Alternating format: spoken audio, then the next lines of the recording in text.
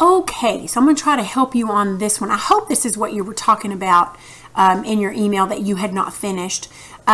Okay, so let me see if I can add my little pencil thing here. Okay.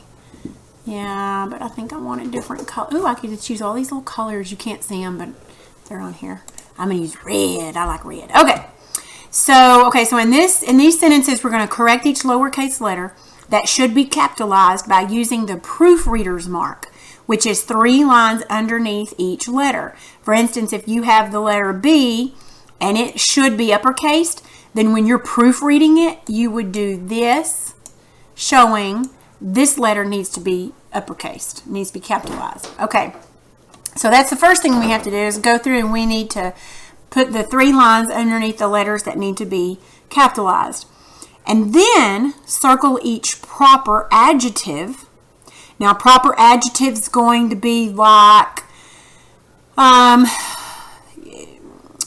okay, let's use, say, American. American is generally, it's an adjective, but it depends on how, because you know the word American has to be uppercase. German, Russian, anything like that, those have to be uppercased. Okay, so, and then sometimes they're used as an adjective. For instance, I enjoy eating Mexican food. Okay, Mexican would be, it's a descriptive adjective. It's describing what kind of food, and therefore it would be uppercase, but it would be called a proper adjective. Remember, we've talked about proper nouns being, Betty and Joe and Winsboro and Texas and things like that. Okay, so an adjective sometimes needs to be uppercased if it is something like, this, Australian, European. So anyway, okay, so circle the proper adjectives, and then you're going to write an S for same above the proper adjectives that have not changed form from the proper noun. That's kind of confusing. I had to look at that a couple of times before I realized what it meant. So basically, you got 3 things going on. So the first thing is we have to make sure we uppercase everything needs to be uppercase. And then if we find a proper adjective, we need to circle it. If that adjective has not changed form from its original noun, then we put an S above it. Here's what I mean. I am an American. Okay? In that sentence, American is a noun. Okay? Let me see. Wait a minute. That's not right. I live in America. America's the noun. That's a proper noun. Now I'm going to use that as a proper adjective. I enjoy original American food. Okay, American in that sentence is a proper adjective. Do you notice I had to change it from its proper noun? Its proper noun is America, but I had to change it to make it a proper adjective. So that's where we'd put an S on it. Okay, so I'll just kind of do this with you. Make sure you have yours out in front of you so you kind of get the clue, because I'm not grading it. Okay, so we know that this should be uppercased because it's the beginning of the sentence. You know that this needs to be uppercased because it's Portuguese. It's a proper adjective. And we would circle it because it's a proper adjective. Circle each proper adjective. Did this change from its original form? Portuguese, Portugal, it did change. Okay. Where the first European, that's needs to be uppercase and it needs to be circled.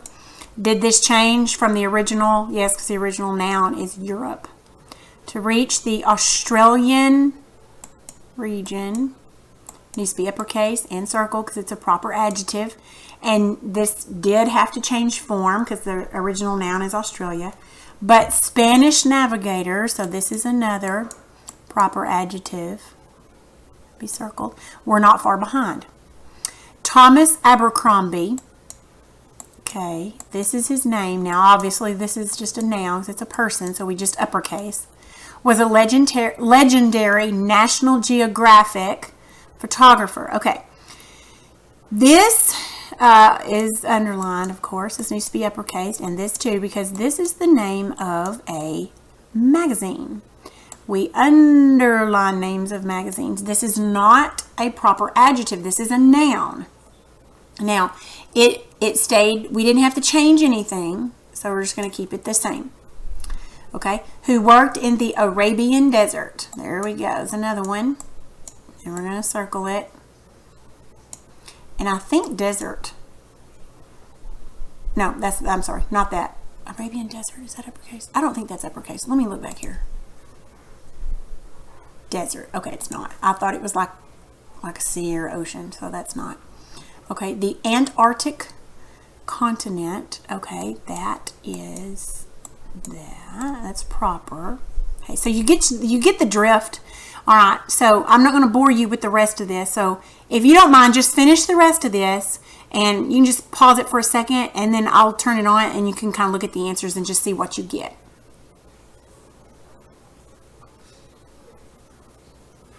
All right, let me get the answers up here. Okay, so, whoops, that's not right. I was just gonna circle so you don't get confused. It's kind of hard to look at this. Okay, if you want to pause it and just check what you have.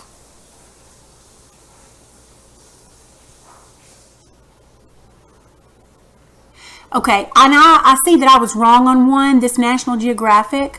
I was thinking that we needed to underline that, and I think actually you would if it were talking about the magazine, but I'm guessing this maybe was just a place that he worked, and that's the name. You know, it's referring to the actual company. So I underlined it like it was the magazine, so probably it wouldn't be. So I'm sorry to confuse you there, but I get confused myself sometimes. But anyway, okay, so I hope you understood that. If you're still having trouble with it, just let me know.